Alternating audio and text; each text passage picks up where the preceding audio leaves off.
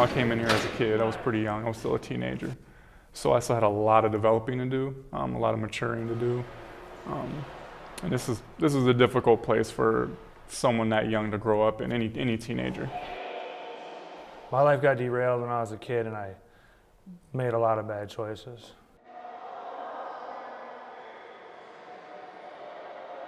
Particularly young guys coming in here, they just feel so vulnerable. They got to keep it all tight wrapped in and not show any vulnerabilities. And so I silo just the way that I think about all these little silos all over.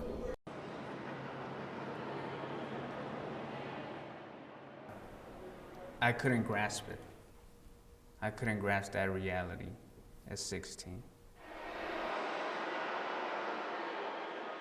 I just stayed numb.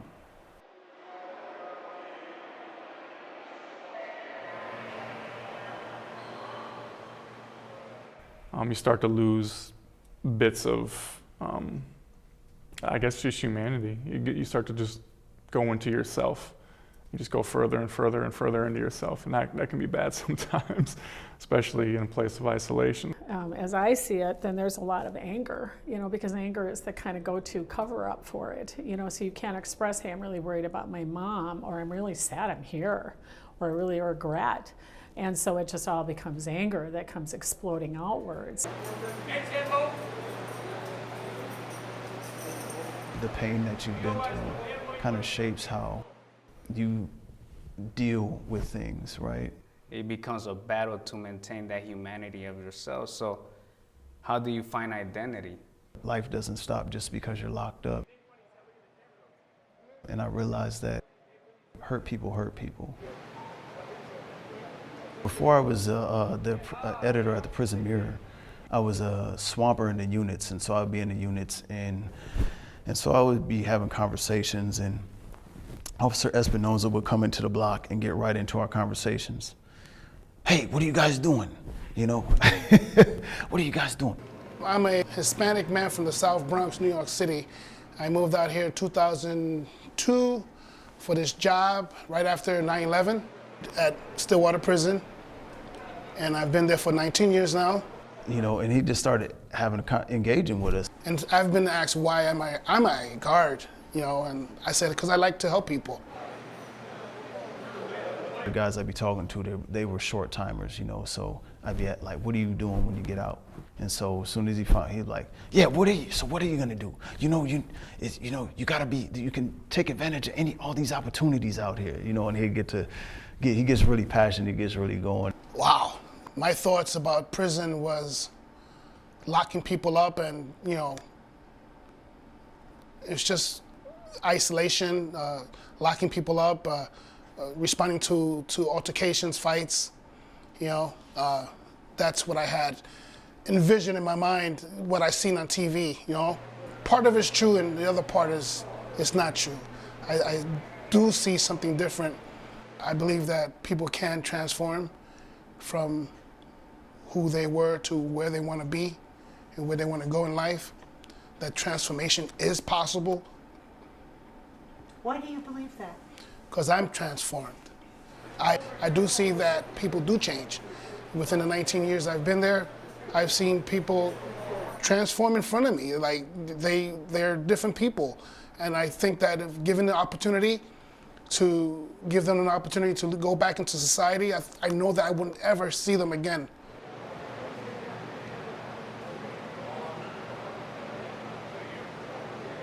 July of 18, 2 years ago, I was watching TV and the news came up that a guard in Stillwater Prison was fatally wounded. First look inside the investigation of a deadly attack on a corrections officer. An inmate murdered at the Stillwater Prison. Was my friend gone? And I couldn't believe it.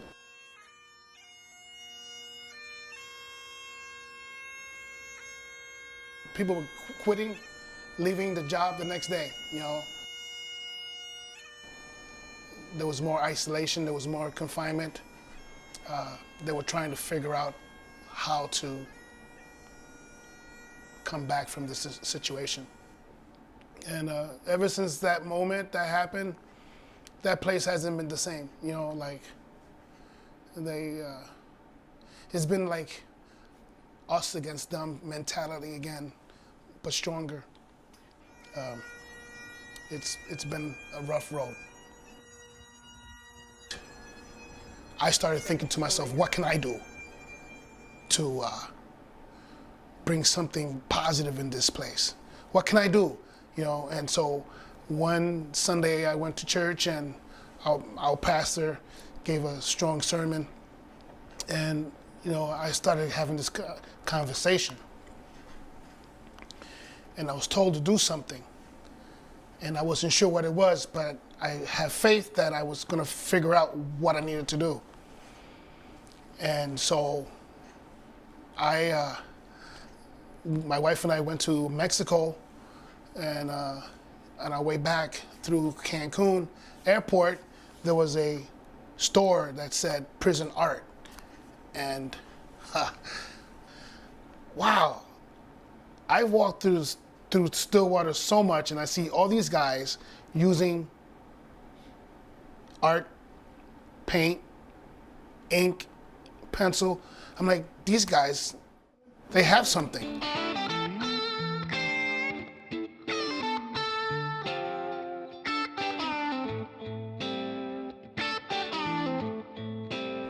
And that's what I came up with, an idea of using these men's art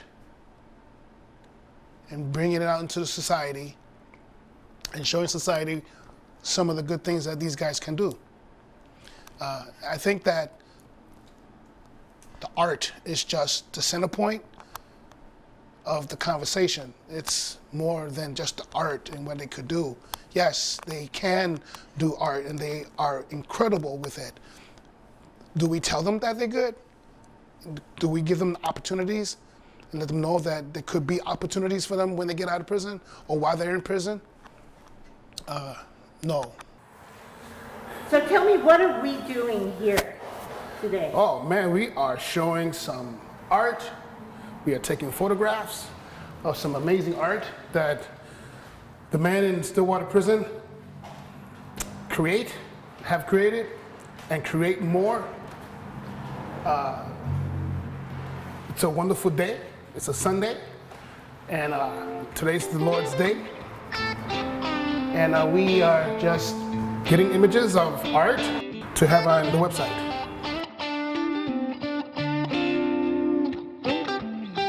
I have learned that through expression, through this art, you discover things of yourself or face things that you would not otherwise. That this is a different part of us that most people wouldn't have a chance to see. Art is a form of humanity, and if I send something out there and somebody out there goes to see it at the exhibit and they look at it and they're like, wow, that's beautiful. Well, that alone, I'm the one who did that. That's me in that piece somehow, and you think it's beautiful, so I'm no longer a monster in your eyes. And I no longer look at you as somebody who hates me. It's sort of a softer way. It softens that box that everybody's put in. Incredibly important, just to be seen for something other than your history, other than your record. You know, and when, you know, for the men involved in it, I mean, there's amazing art that's created here, absolutely amazing. And you know, and the accolades that they get from that, true healing can come.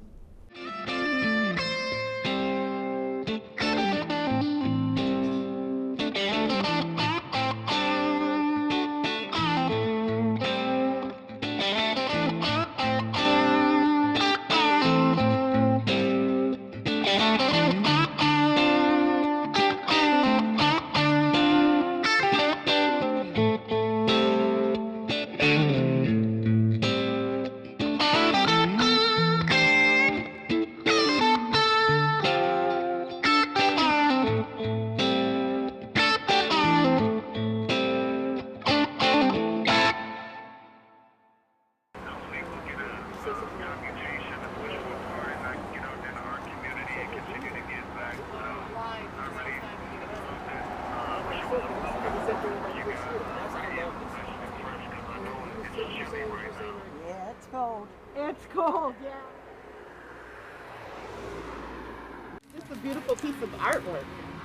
It's love and pain and I don't know what it is. I just was across the street and I'm like, oh, that's a very interesting piece of art. And then to come over here and read his bio that goes along with the painting, just kind of, to tie in the two. And I'm a Pisces, so we are emotional. I've been around this area for a long time, and I've got friends who are now on the inside that I think about every day, that I talk to every day, that used to be on the same street, hanging out. So I know that they would like something like this, and they have mediums that they would like to get their voice heard with too. So this is for them as well. So I'm so happy that Art from the Inside is here to tell the story of the people behind bars. Favorite one of these? Oh, of Art from the Inside? Yeah. Definitely this one right here. The typewriter. I can't stop writing, because I can't stop thinking, honestly. So it's kind of one and the same.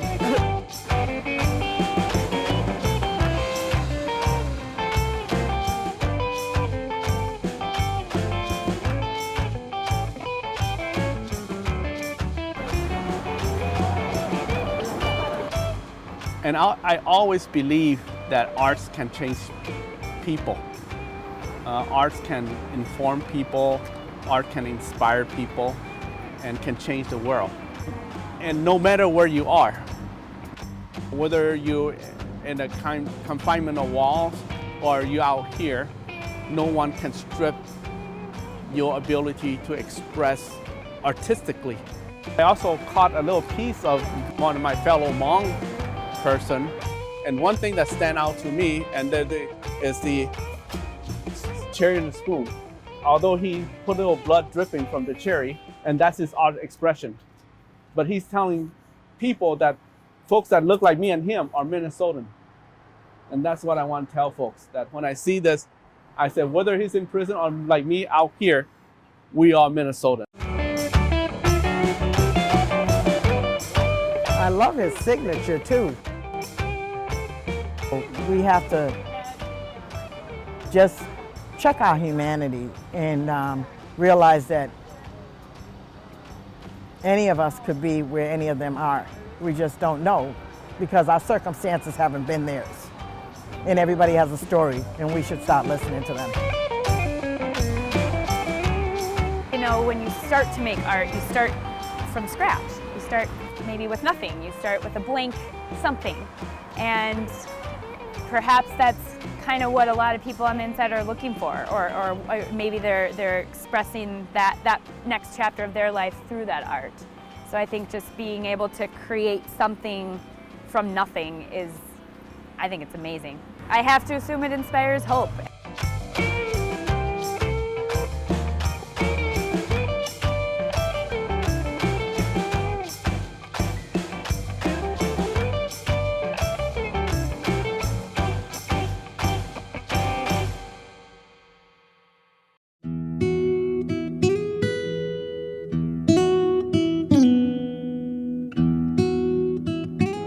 Kind of a surprise sometimes what these guys get out of it, and I don't probably talk to them enough about it.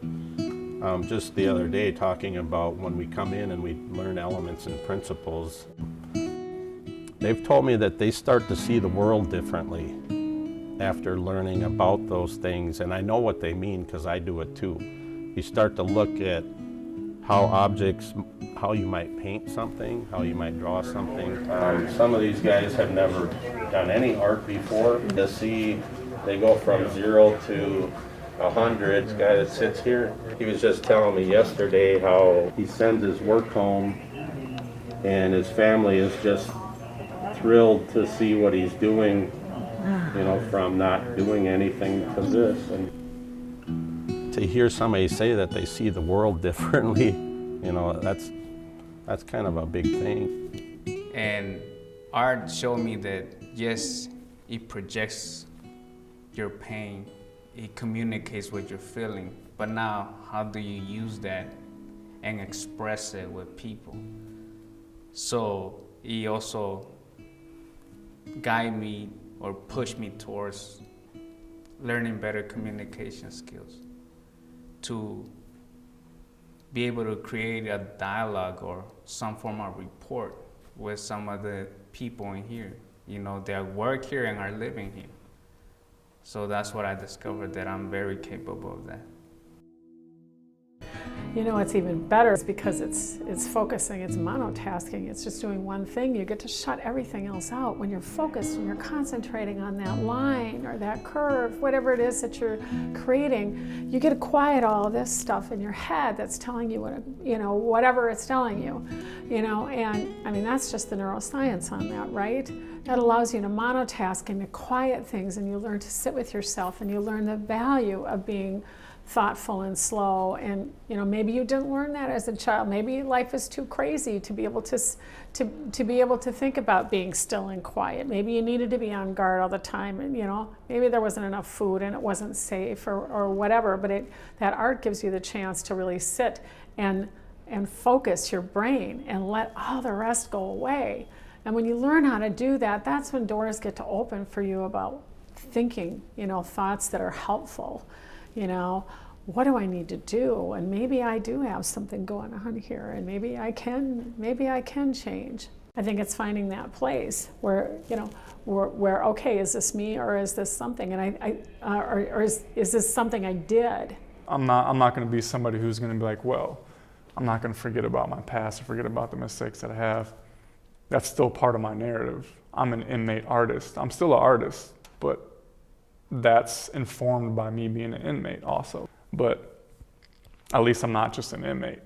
I'm still that artist also. Incredibly important, just to be seen for something other than your history, other than your record.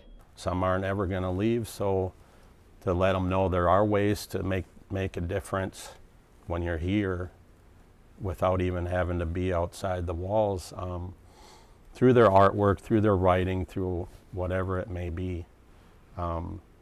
There's ways to help other people no matter where you're at. It changes the climate in a unit. You imagine how one negative person can come into a room and just, you know, affect the energy in the room. Or a positive person could walk into an environment where everybody's just, you know, like what's this guy so happy for? It has an effect. And the more that you can create positive energy, the more that you can create energy where, you know, in conversation where guys are saying, hey, what are you doing? Like, hey man, I'm in here drawing. Like, here's some, and give, you know, I give guys art supplies. Here's some paper and some pencils. Here, do this. You know, you're able to it has a ripple effect. Now, this guy's friends or maybe guys near him, and it's so like, what are you doing in there? Oh, I'm just drawing, yeah.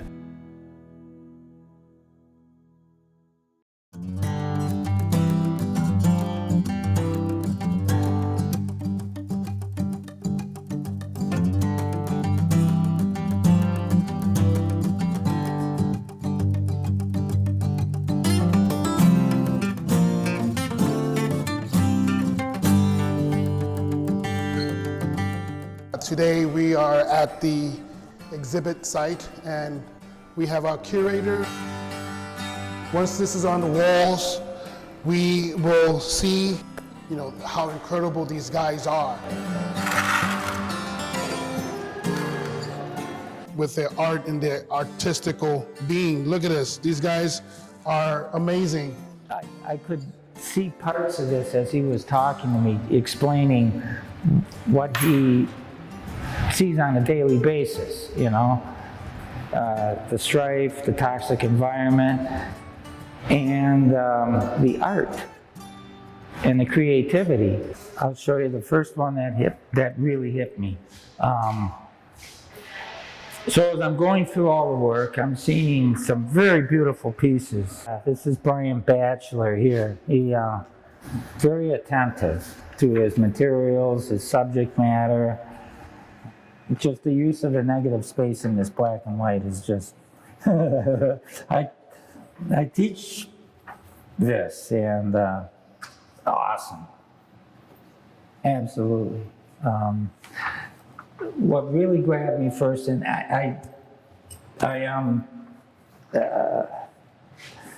this is my favorite piece. This one right here. This one speaks huge volumes to me. Jerome Burks, and I read the bio on him, and it's very short. It's only one sentence, and it describes everything about the artist. Just that one sentence. That's the best bio I've ever read, and it explains everything about him as an artist and the art that he creates. I like to make cards for people. I like to make cards for people and visualize the happiness it brings them.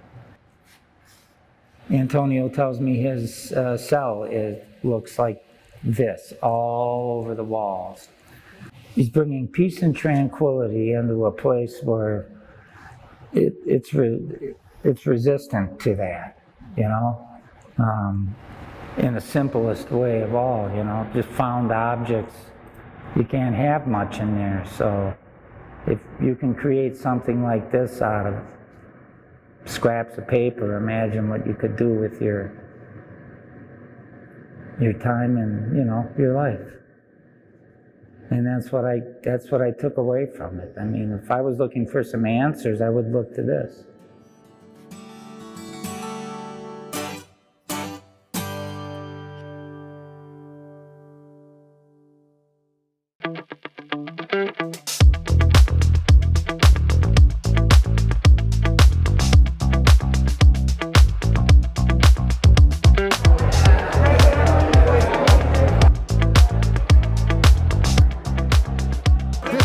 This is the youngest artist here. What's your name?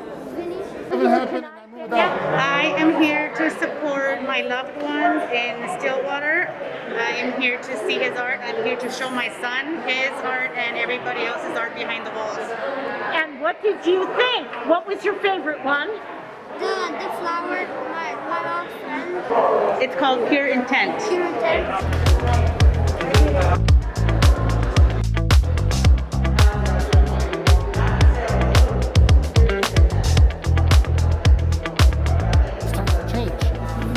People are scared to do something outside of their scopes, or take a chance to do something new. Stick to the same thing. The same thing hasn't been working. We gotta be creative in our work. Yeah, you can't tell, but I'm smiling. I agree.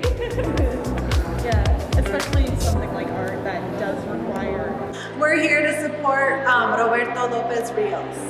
Roberto and I were in high school together, and we were best friends. I was 14, he was 16, and he was my first love, and I would like to say I was his as well. Actually, the week that he was arrested, we were playing Titanic at school. I made him play Titanic, that we were the characters in the Titanic movie, and he was Jack and I was Rose, and he was holding me on the bus stop, and I had my arms spread out like Rose, and I was like, I'll never let go, I'll never let go. I mean, that tells you the mindset. You know, here's a 16-year-old boy who's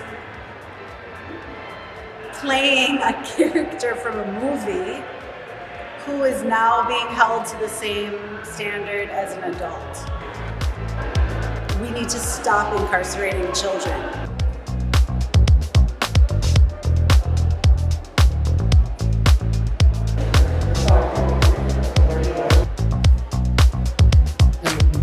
If you don't know, this is Commissioner Paul Schnell.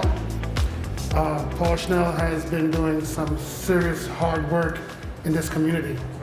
Well, I'm going to take it before, because I think the person who's really doing the hard work is this one here. People who happen to be in our correctional facilities and in our systems are so much more than the fact that they are today living in, for whatever period of time they are, one of these correctional facilities.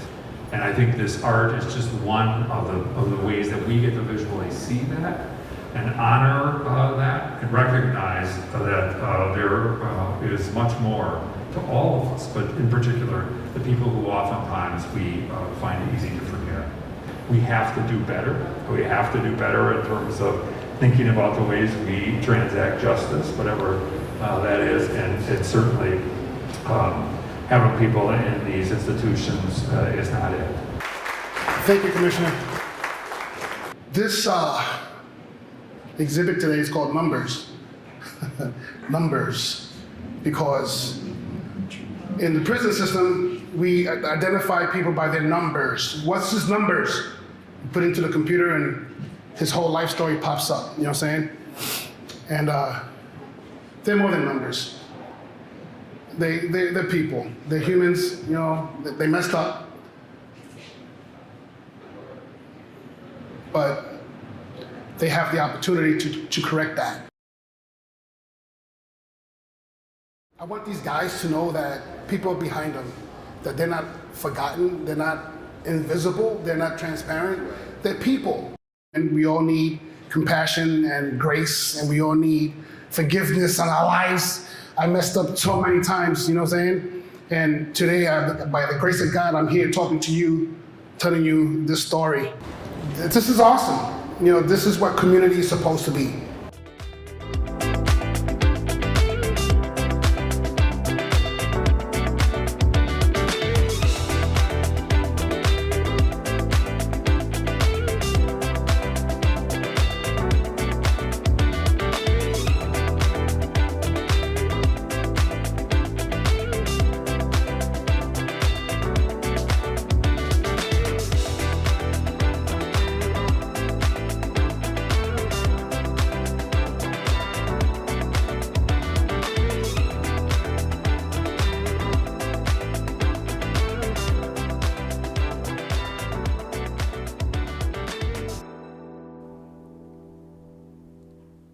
People in here are just sometimes forgotten and become memories.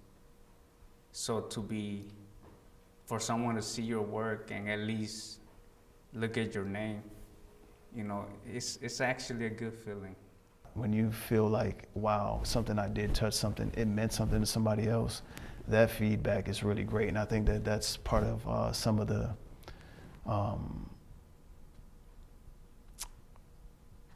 positive, you know, energy that you see now, is just realizing that it means something. We all need to be seen. All human beings need to be visible and seen. And I think that is the biggest, in my view, you know, that is the biggest benefit of this, is that people that feel like they've disappeared here, you know, they stop doing the things that not only help themselves but help their community if they feel like they've disappeared. There's guys in here that are doing positive things. And even if they're just doing art, you know, they're doing something that's enjoyable and it benefits others. Art benefits others too. You know, incredible sense of well-being that person got from that being seen. And so these projects that offer an opportunity for the public to see these men for what they have, for what they're capable of, then comes back to them and can take root and help them in their journey toward their own redemption. People do care about people, regardless if you're broken or not. You know, we have to care a little bit. You could still be a good person. You could still transform. You could still change. Change is for everybody, not just for the people who are in prison, but those who are in society, the ones that work with me. You know, change is possible. You could change too.